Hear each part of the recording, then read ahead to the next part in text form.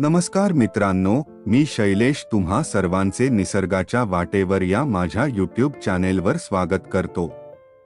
मित्रांनो, महाराष्ट्रातील जैविक राज्य चिन्हे या विषयावर आधारित महाराष्ट्राच्या निसर्ग वारसा या विशेष सदरात मी तुम्हाला ओळख करून देणार आहो। महाराष्ट्राचा राज्य प्राणी, पक्षी, वृक्ष, फळ, फूल, फुलपाखरू आणि राज्य कांदळवन वृक्ष यांची।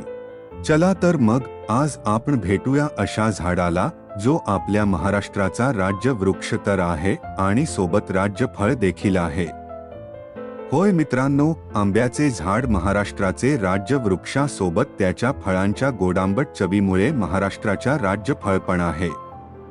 आंब्याच्या झाडाचे भारतीय हवामानाशी नाते घट्ट आहे।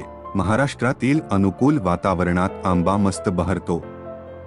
महाराष्ट्रात कोकणापासून ते विदर्भापर्यंत आंब्याचे वेगवेगळे प्रकार सापडतात। हापूस, केसर, दशहरी, लंगडा, बैंगनपल्ली, तोतापुरी असे एक ना अनेक। आंब्याचे झाड आकारांनी भले मोठे, खोल मुळाचे आणि शेकडो वर्ष जगणारे असते। आंब्याच्या सदाहरित झाडाची सावली गारवा देणारी असते। आंब्याचे झाड स्थिरता आणि समृद्धी याचे प्रतीक आहे। यासोबत तो आपल्या रोजच्या आयुष्यात, पूजा विधीत आणि औषधांमध्ये पण खूप उपयोगी आहे। शिवाय तो आपल्या भारतीय संस्कृतीचा एक महत्त्वाचा भाग आहे।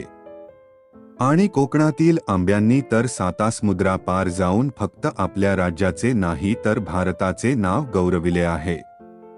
आंब्याचा फळापासून लोणचे, जाम, बर्फी, आमरस, पन्हा, चटणी असे अनेक पदार्थ बनवून आपण बारमाही आंब्याची आंबट, तिखट आणि गोड चव आपल्या जिभेला देत असतो। पूर्वी घराच्या अंगणात, गावाच्या वेशीवर आणि शेतीच्या जागी एक तरी आंब्याचे झाड असायचे। उन्हाळ्यात फळांनी बहरलेल्या अशा झाडाखाली बसण्याची मजा काही वेगळीच असायची।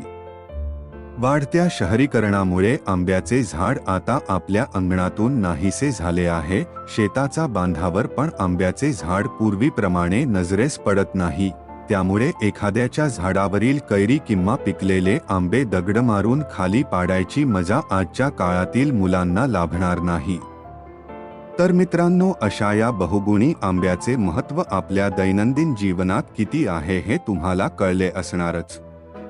तर मित्रांनो, महाराष्ट्राचा निसर्ग वारसा या विशेष सदरात आज ओळख करून देणाऱ्या महाराष्ट्राच्या राज्य वृक्ष आणि राज्य फळ याबद्दल माहिती आवडली असेल तर व्हिडिओला लाईक करून निसर्गाच्या वाटेवर या माझ्या यूट्यूब चॅनलला सबस्क्राईब करायला विसरू नका।